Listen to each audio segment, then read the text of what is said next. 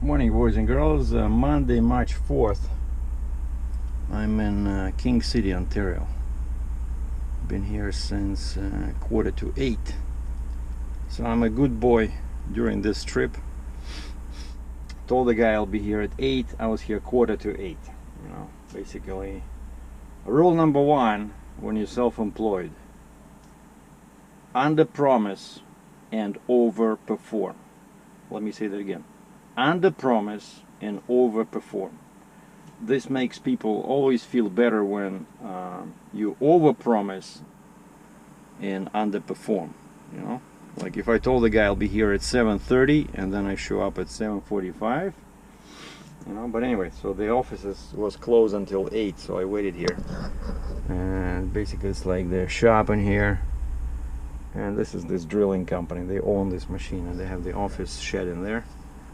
And I come from there, and actually I looked again. I did my homework a couple of nights ago. I was looking at Google Maps, you know, street view, satellite view, and it looked like a very big property, except it didn't show all those trailers to the right, and which drastically reduce the turning radius, you know. And they had all these cars.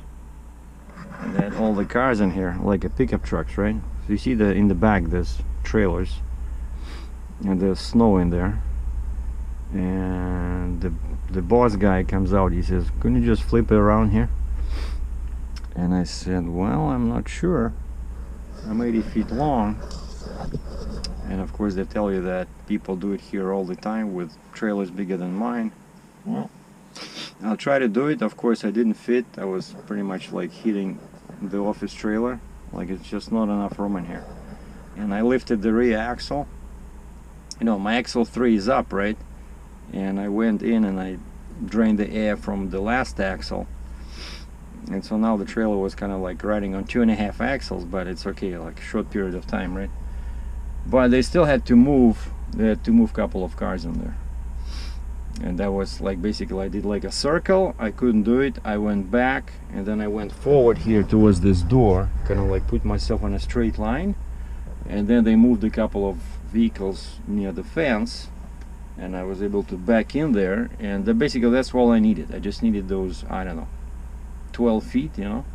And once the end of the trailer was near the fence over there, I was able to swing this way and then back in here.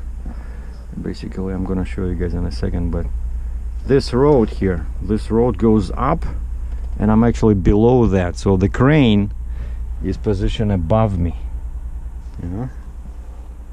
It's on that road, and it's about, I don't know, 3 feet, like where the crane sits. It's about 3 feet above, you know. And to get here, this is 60 miles from my Cambridge yard. And I went to a hotel for a couple of nights in Kitchener, and to get to this place at 8 o'clock, I knew that I needed like roughly 1.5 hours, right? I always add, let's say, 30 minutes. It's 60 miles, but I don't drive 60. I drive like 57 with a heavy load. And so I knew that I had to leave my yard at 6:30, right? And so I set up my alarm in Kitchener for 5 o'clock. Then I'm thinking, no, that's an overkill. Let's do 5:30. And so I woke up at 5:30. I was at my yard at 6, or even before that, and warmed up the truck, moved my stuff in the truck, pull the truck forward, parked my car in there, and started trekking. And now I have this little handy 407 transponder, right? So this is the Easy Pass, right? Easy Pass that works mostly in the States. Well, yeah, in the States. And then I have this for 407 over here. And so it saves so much stress and so much time, you know, when you can take 407, because it connects 401, like when I'm going north on 400. It's beautiful because it connects 401 with 400 in Vaughan, and there's a cat in there, you know, like often when I go to that caterpillar. So basically just you cut across, instead of going like this and then up, you go like this, you know, kind of like the other side of the triangle. But of course it's not cheap. It's probably the most expensive toll highway in North America, you know, very expensive. But like I said, it saves nerves and saves time, you know, because you avoid all that, because usually all the bad stuff starts happening on 401 after 407 when you hit Mississauga. And this guy's alone. That's never a good thing. The crane guy is alone, and so, you know, he has to do all this, you know, creating all these straps and stuff. That takes time, so I know it'll take him a long time to get ready. And then we'll try to film it if they allow me here, because this is private property, right? They might say, hey, no filming. But I saw the guy was taking a picture, so I know at least pictures are okay, right? And I already sent, they already signed my paperwork.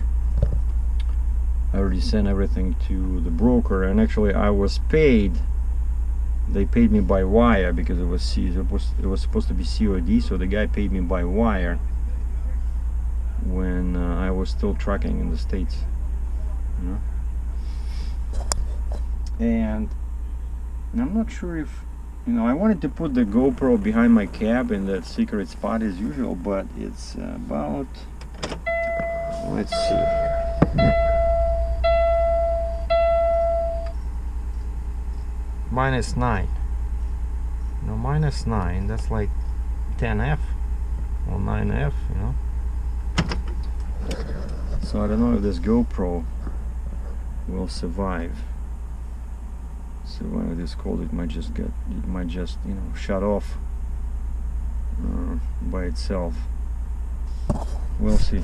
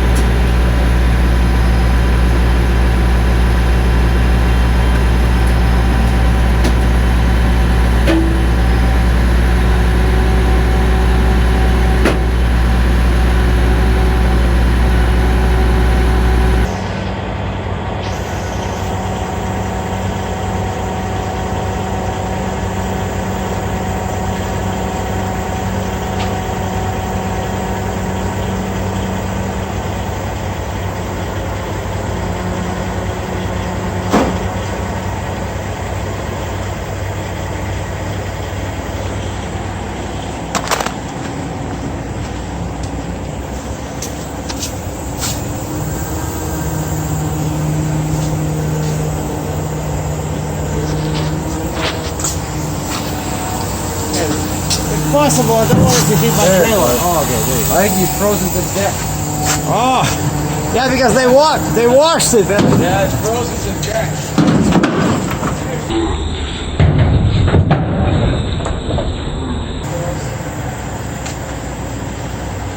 The tracks were frozen to the deck. All right, I better get ready.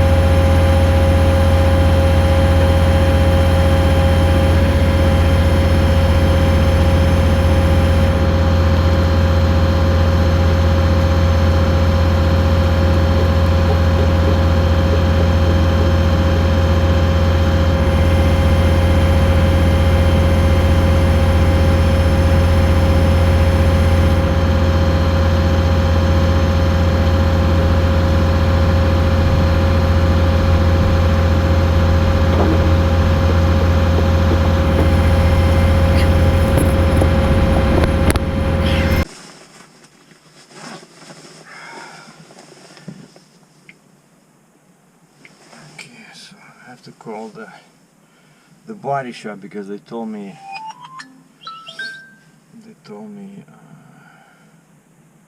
3 o'clock, but I call them and they're so busy. Oh, we have to make an appointment. Call ones, I think it's this one. Because I see here that I wanted to drive directly from here, from Aurora, Newmarket, Ontario to Kitchener.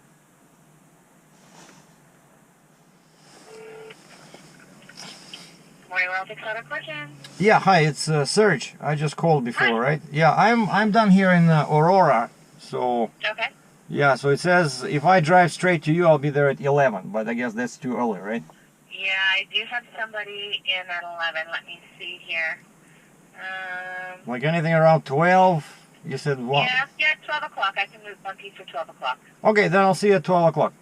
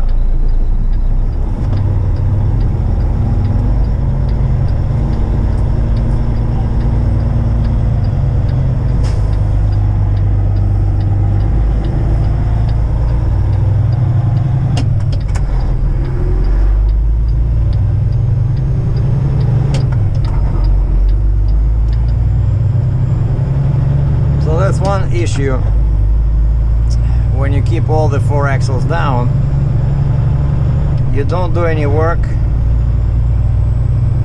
flipping the axles, but then you have to be very careful when making turns. And so I need so the distance is 120 kilometers, 75 miles. Basically, I have time to stop at the rest area, grab something to drink. So as you can see, snow is everywhere, and this is a Western Road, and this road has some weird name. It's like Lloyd Aurora County Road or something. Basically, Highway 16, I think. Is Region York 16.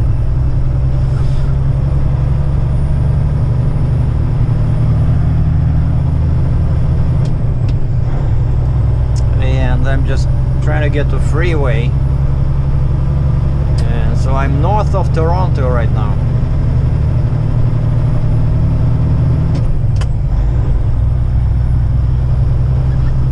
We're gonna take a ramp and go south on 400 towards 407.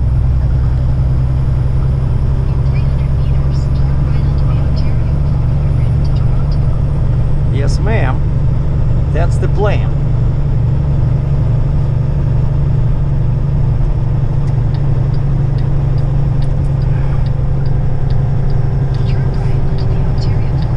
So all these moves, see, it takes a lot of planning. A lot of planning.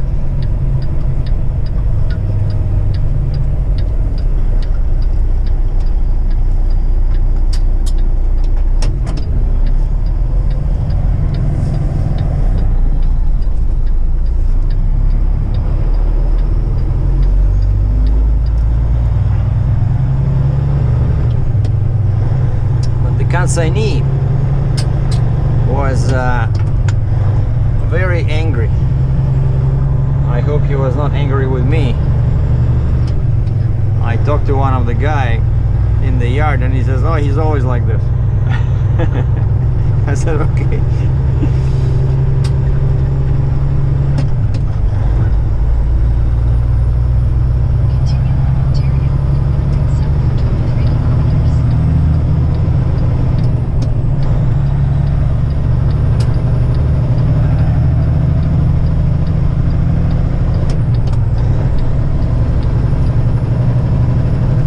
That's it. We are flying on 400 south.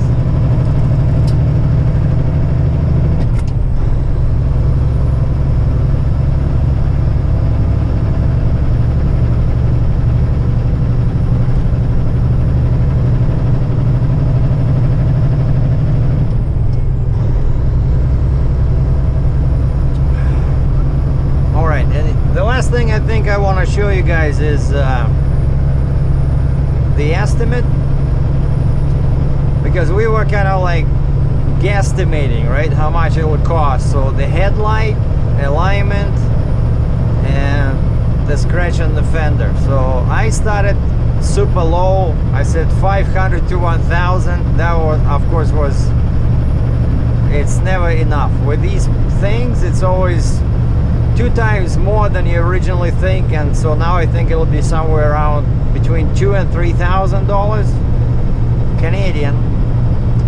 So multiply by 0.73 to get US US equivalent. And so we're gonna finish with that because there's nothing to show here. All snow, ugly sky, you know. But I sent a message to the Quebec company. I said, I'm heading to the body shop. We'll have the estimate today. We'll send it over. So hopefully they will be able to pay me right away and I don't have to argue with them. If they start stalling me, I'm gonna talk to the insurance company and get money directly from the insurance. But I hope it's not gonna come to that.